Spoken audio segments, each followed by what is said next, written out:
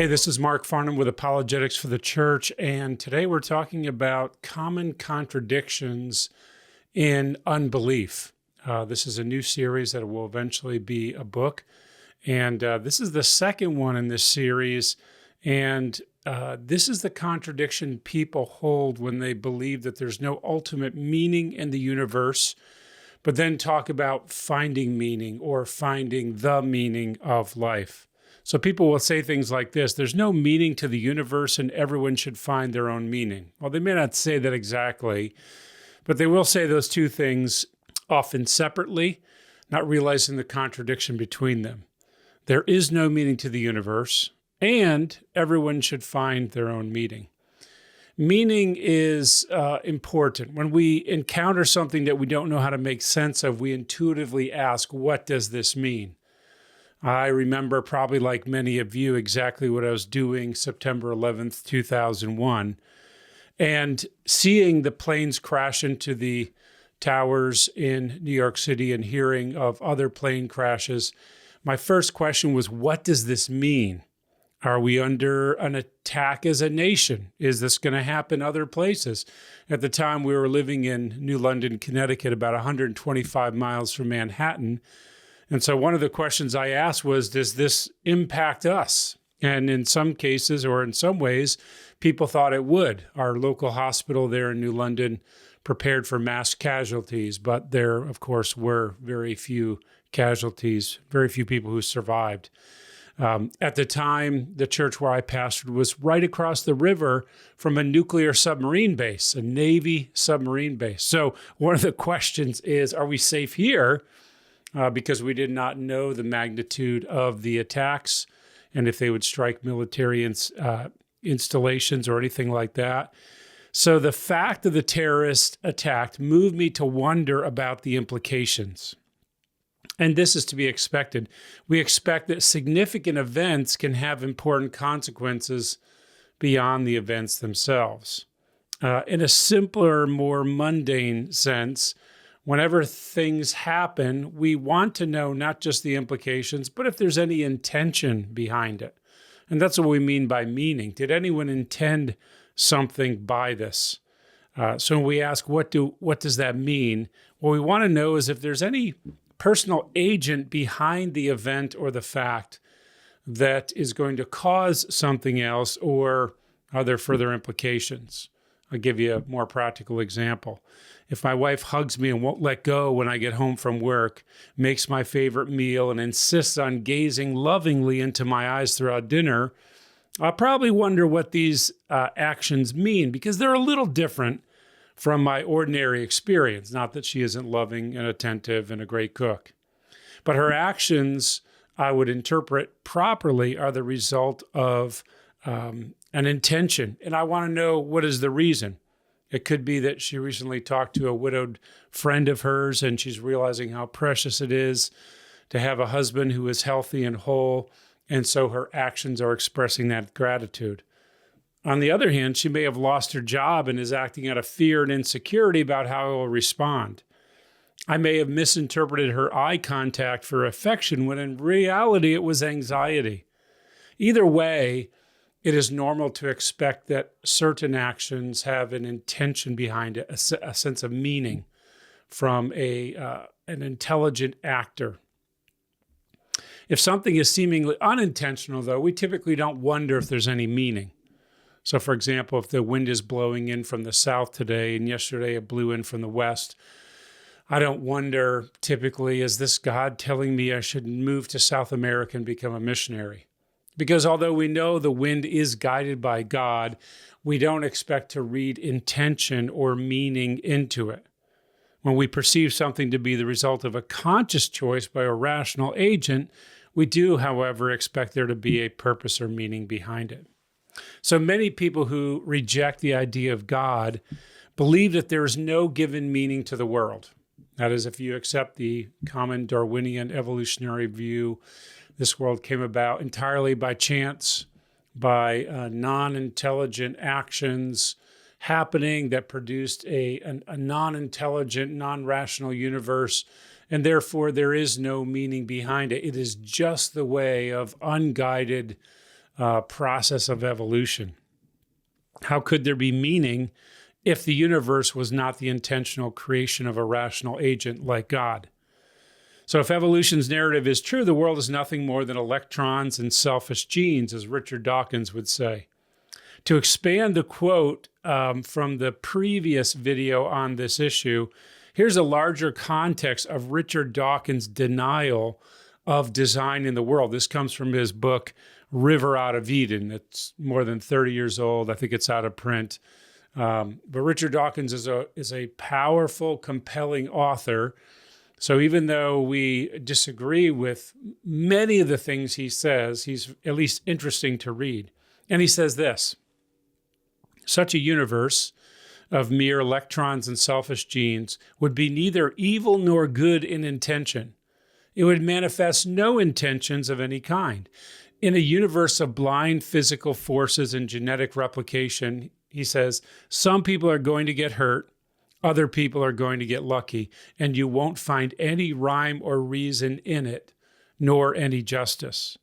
The universe we observe has precisely the properties we should expect if there is at bottom no design, no purpose, no evil and no good, nothing but blind, pitiless indifference, unquote. And Dawkins is correct. If there is no God, we should not expect anything in this universe to have meaning. And as he says here, some people are going to get hurt and other people are going to get lucky. That's consistent unbelief. But most people who accept Dawkins' idea that this universe came about not by the result of a loving, infinitely wise God, but through chance, they still want to hang on to meaning. So those who deny the existence of the Christian God seek to be consistent with the implications of his absence. No God, then no meaning, purpose, or intention. If they are correct that God does not exist, then they are correct that there cannot be any given meaning to the events that take place. And this is one of the things that spawned postmodernism. If there is no God, if there's no meaning to be found there in the universe, then every person can interpret everything the way they want to, or the way they feel compelled to. That is, we have no shared experiences because everything can be interpreted differently. There cannot be any purpose for the universe, for history, or for anything else, including our lives, if there is no meaning from the beginning. What's interesting is so few people are actually consistent in this issue. In the same breath, Dawkins notes the tendency towards searching for meaning and perceiving design and purpose, that it's indistinguishable in humans. That is, you cannot take away the desire for there to be meaning and purpose in the universe. He continues on in River Out of Eden. This is page 96. He says, quote, "We humans have purpose on the brain. We find it hard to look at anything without wondering, what is it for?" And he puts the word "for" in quotation marks. What the motive for it is, or the purpose behind it. When the obsession with purpose becomes pathological, it's called paranoia. Reading malevolent purpose into what is actually random bad luck. Now, with all of Dawkins' writing, he's of course hinting at Christians, that is, that we're paranoid. We think there's something out there. There's nothing, he would say. He continues the quote, "But this is just an exaggerated form of a nearly universal delusion. Show us almost any object or process, and it is hard for us to resist the why question, the what is it for question," unquote. That quote makes me laugh. He says, we can hardly avoid asking why. Is it because Richard Dawkins, our evolutionary senses and survival instincts have just gone awry? Or is it because we are hardwired to know that there is a God, to know that he is, as Romans 1 says, divine nature, eternal power, and therefore we expect that there be a reason for the things in the world? Even the most hardened atheist, when something goes wrong, has a tendency to say, why? And even to cry out to the God he doesn't believe in. Why, God? Or curse God in the process. See, which is more likely, that this is universally just a leftover remnant of evolutionary process, or is it because there is a God and we know that and therefore we seek meaning? He goes on, he says one more interesting thing. He says, and again, quote, somewhere between windscreen wipers, that's what they call them in England, windscreen wipers, and tin openers on the one hand, and rocks in the universe on the other, lie living creatures. Living bodies and their organs are objects that, unlike rocks, seem to have a purpose written all over them, unquote. So Dawkins cannot help but to say, it appears that there's design, that living bodies seem to have purpose written all over them. In other words, try as we might, it seems we cannot convince ourselves that there's no purpose in creation and no meaning in the universe. And I find this to be a powerful testimony to the truth of God. I've met very few people in my life who have consistently tried to live consciously as if there is no God in every area of their life. And usually they are very irrational people, because to try to deny reality is actually suppression of the truth, and that will lead to irrationality. As C.S. Lewis said, atheism turns out to be too simple. He says this in Mere Christianity, quote, if the whole universe has no meaning, we should never have found out that it has no meaning. Just as if there was no light in the universe and therefore no creatures with eyes, we should never know it was dark, unquote. Lewis, I think, decades before New Atheism came along, saw so clearly the contradiction in naturalism. Naturalism is the idea that the only thing that exists is the natural world, the physical world, the world of time and space and matter. Lewis saw right through that and realized this will lead to madness because it's self-contradictory. Yet many people try to override their intuition about meaning with their commitment to materialism. So they will remain committed to the idea that there is no God and all there is the universe and nothing more. And yet they will commit to the idea in practice that there's meaning. They'll search for their own meaning. They will tell people you got to find your own meaning, which is an existentialist view that comes out of the 20th century. Or they will drift into paganism of some kind, paganism, and say then that we must align ourselves with the cosmic spirit or the universal mind. My friends, that is just a drift back into belief in something else out there while still trying to maintain atheism. Those who accept the non-existence of God and the subsequent lack of meaning and purpose in the universe often go one of two ways. So if you accept that God doesn't exist, it's only the universe, and accept that there is no meaning, you'll go either one way or the other. You might embrace existentialism.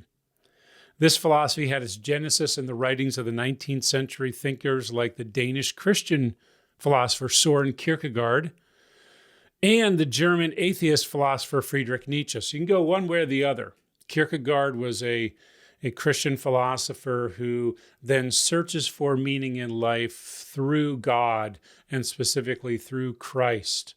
Nietzsche goes the other way and says, we can no longer believe in God as modern people. It's just too unbelievable. So we must find our own meaning. And Nietzsche is a combination of multiple philosophies, nihilism, existentialism, atheism, and at different times in his writing, he'll bring up various aspects of this. In Nietzsche's famous parable, The Madman, he warns of the radical earth-shaking implications if God is no longer believable. He says this, quote, where is God? This is the story of the madman who comes into a village and asks people, where is God? Where is God? He cried, I'll tell you, we have killed him, you and I. We are all his murderers. But how did we do this? How are we able to drink up the sea? Nietzsche realizes if God is dead, then something momentous has happened. He compares it to drinking up the sea. Who gave us the sponge to wipe away the entire horizon? What were we doing when we unchained this earth from its sun? Where is it moving to now? Where are we moving to? Away from all suns? Are we not continually falling and backwards, sidewards, forwards in all directions? Is there still an up and down? Aren't we straying as though through an infinite nothing? Isn't empty space breathing at us? Hasn't it gotten colder? Isn't night and more night coming again and again? And then he concludes with this: do we not ourselves have to become gods merely to appear worthy of it? Notice that last question. Do we have to become gods ourselves? Nietzsche realized that if there is no God, then the highest creatures on earth are humans, and we are essentially the only gods that there are. Well, a lot of unbelievers, a lot of atheists don't actually go that far, but that is a consistent outworking. If there is no God, then we're the summit of life on this earth. We essentially are the gods ourselves. Nietzsche's brand of existentialism was very influential in the rise of 20th century philosophers like Jean-Paul Sartre and Albert Camus, both existential philosophers in the mid-20th century. Sartre rejected belief and God, and consequently that humans are made in God's image. And for him then, and for many people, this meant that we can, and indeed must, take the reins of our lives and will ourselves to become what we want to be. So existentialism was very heady. It basically said, there is no given meaning in the world. You have no given identity. You're not made in the image of God. Therefore, what you want to be as a human and what you want to make of yourselves, you must will to make yourself to be that. And therefore, you can craft your own identity. Very clearly, you can see how the seeds of existentialism have impacted our world today, where people now can be told, you can be anything you want. You can choose to be the opposite sex, and you can, as this happened in the Netherlands a few years ago, you can be an older man who declares himself that I'm now 20 years younger. I can declare myself to be an animal or a machine. And our culture today would affirm your right to do that. That comes out of existentialism. That is, if there is no given identity and meaning in life, then we are left to craft our own. For Sartre and for many people, this was exciting, right? The world is a blank slate. We can be whatever we want. Since we have no given identity, no image of God in man, and no given purpose in life, we're not made to glorify God, we must choose our own meaning. Sartre said this, quote, "We mean that man first of all exists, encounters himself, surges up in the world, and defines himself afterwards. Thus there is no human nature because there is no God to have a conception of it." Pretty out there. Man simply is. Not that he is simply what he conceives himself to be, but he is what he wills. And as he conceives himself after already existing, as he wills to be after that leap towards existence. Man is nothing else but that which he makes of himself. Again, for some people, this is exciting stuff. I don't have to be limited by the reality of who I am. I can will myself to be whatever I want. This is the underlying message of a lot of self-help literature and videos out there today. Your problem is not who you are, what you are. Your problem is you don't know the potential that you have, and therefore you have to learn to declare yourself to be something, will yourself to be something. One of the appeals of this belief is that for some people, self-creation and absolute freedom to will their own purpose for existence is heady, exciting stuff. The sky's the limit. You can be whatever you want to be. For many people in the world, however, who live in grinding poverty, difficult circumstances, ill health, with very little chance to change their situation, existentialism is an unbearable burden.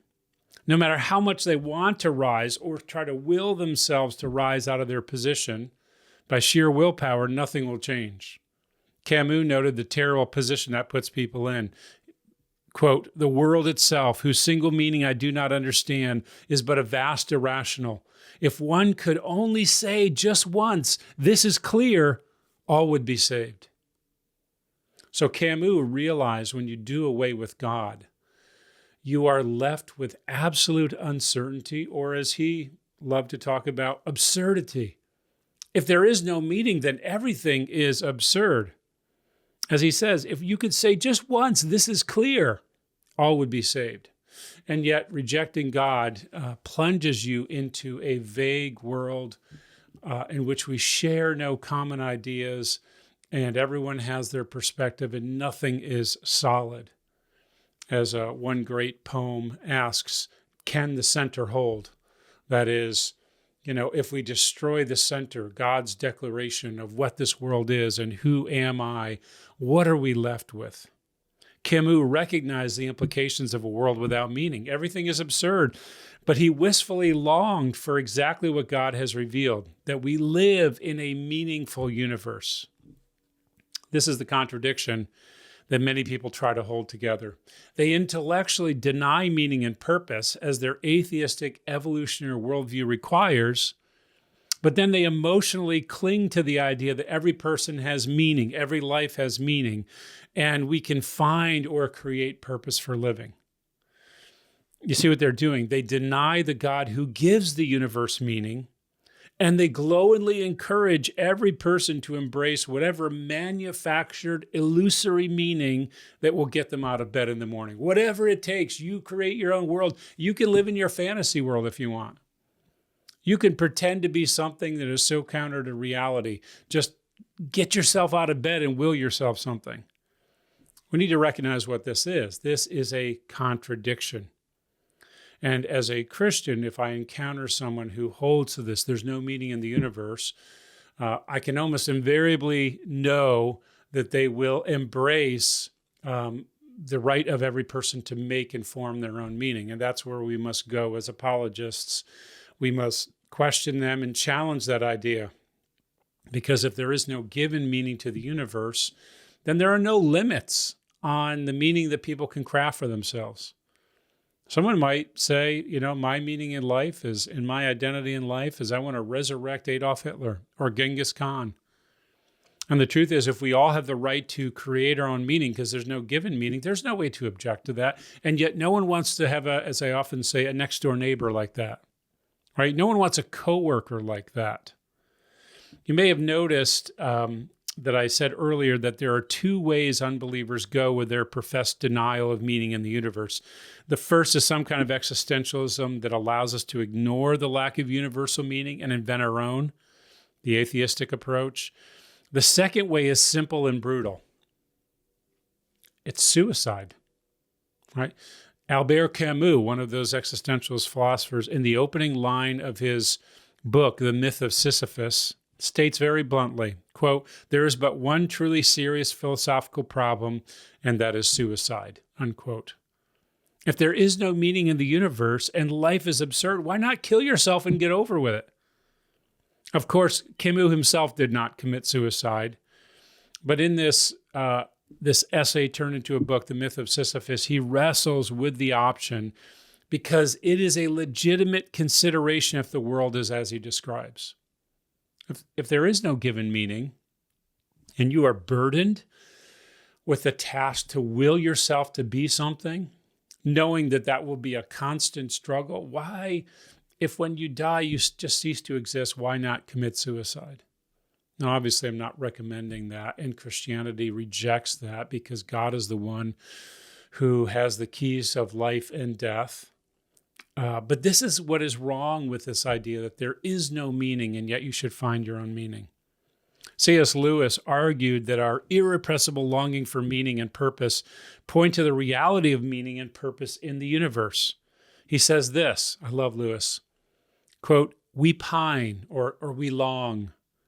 The sense that in this universe we are treated as strangers, the longing to be acknowledged, to meet with some response, to bridge some chasm that yawns between us and reality, is part of our inconsolable secret. And surely from this point of view, the promise of glory in the sense described becomes highly relevant to our deep desire. For glory means good report with God, acceptance by God, response, acknowledgement, and welcome into the heart of things. The door on which we've been knocking all of our lives will open at last. Lewis was a much more consistent thinker than Dawkins or the existentialists. He basically says we all have this longing for there to be a response out there in the universe, not within the physical universe, but something transcendent. And the fact that we long for that, and it's, as he calls it, our inconsolable secret. That is, we can deny up and down all we want that there's anything outside this natural world. And yet it is a universal experience to long for something, as he says here, to get a good report with God, because ultimately we know at the root of our problem is guilt. Romans 1 says we know, every person knows that there is a holy God, that we have fallen short of his standard. We are guilty and someday we'll stand before him. We not only fear that, but we long, as he says, for a good report with God, to be made right with God, and to be accepted by God, to have a response and an acknowledgement. And that is exactly what the gospel provides. It calls us and demands that we confess our guilt, our unworthiness, but it also calls us to recognize our inherent worth as creatures made in God's image, that we are made in God's image. Therefore, we are not just matter in the universe. We're not an accident of nature. And to acknowledge our guilt, but then to turn to this God who demands perfection, and to know that he has given us his son, his innocent son, to suffer what we deserve, and that he loves us and calls us to believe in him. And when we do, as John 1 says, he gives us the right to be called his children and to be accepted in the beloved. That is everything the heart longs for, is found in this message of the gospel. And everything the heart longs for is denied it by a rejection of meaning in the universe. Lewis shows that there is a universal longing for meaning, purpose, and connection with something outside of us. This should convince us that there is something, or better, someone who has imbued the universe with meaning. Those who deny the God-given meaning of the world cannot seem to shake the yearning to find some scrap of meaning, even if they know it is false. So here's what you can do as you're a Christian if you encounter people like this, who deny meaning and yet want to cling to the idea that we can form our own meaning. You can ask questions that push them to consider the implications. Here's one. If there is no actual meaning to the world, why try to make and find your own meaning? Isn't that delusional? Right? Think about it. There is no meaning to the universe, but we're telling people find your own meaning. Well, isn't that a delusion? There is no meaning. Well, we can each decide for ourselves. Well, that's fine, but most of us know the person who thinks they're a bird and jumps off a tall building is deluded. How much more deluded is a person who goes through their life making up their own identity, their own meaning in life, when there is no such thing? Here's another question we can ask. If we encourage people to find their own meaning, how do we discourage those who find meaning and purpose in exploitation, manipulation, harm, genocide, human trafficking, murder, just cruelty? If there is no meaning and as a result then no morality, how do you resist those who choose a meaning for themselves, an identity for themselves that is destructive to other people? You can't say you shouldn't do that. No, you've destroyed the possibility of any kind of compelling morality. Here's one more question. If nothing has any purpose, can't I use anything I want for any purpose I want? That is, if my body is not designed by God for a specific purpose and this world is not designed, then who says I can't use something for its own destruction? Whether it's my body, my heart, my soul, my mind, or others for that matter. Again, you can't appeal to you shouldn't treat others that way. If you want to do it, that's fine. No, you've destroyed the basis for opposing that. So here's what we do is we call people to embrace the God-given meaning in this world. That there is a God and Lord over all things, so we ourselves are not gods. We are given an identity which is rooted in eternal realities. That is, we're made in the image of God. We are like God in a very finite and limited way, but that provides inherent dignity. And we are given a purpose for life. What is our purpose? Since we are made in God's image, we are made to glorify God. Therefore, I will only fulfill my purpose in life if I seek to glorify not just a God or a religion, but the true God who has revealed himself. That's the stability we have as Christians. We know why the world is created. We know the meaning for which it was created. We know our identity because God has given it to us. We don't seek it for ourselves. And as a result, then, we can live at peace with the universe, with the God of this universe, and enjoy life and experience life despite its difficulties and suffering and the curse of sin on this world, in anticipation that someday, as Romans 8 says, we will see all creation redeemed. We ourselves and the universe will be redeemed. The curse of sin will be restored, and we will get to enjoy eternal life as it is meant to be. I hope this helps you as you wrestle with this idea of meaning in life, and also as you encounter people wrestling with this, to realize that the gospel brings to us an answer that satisfies at every level, the philosophical, the emotional, the existential. And I hope this has been a help to you.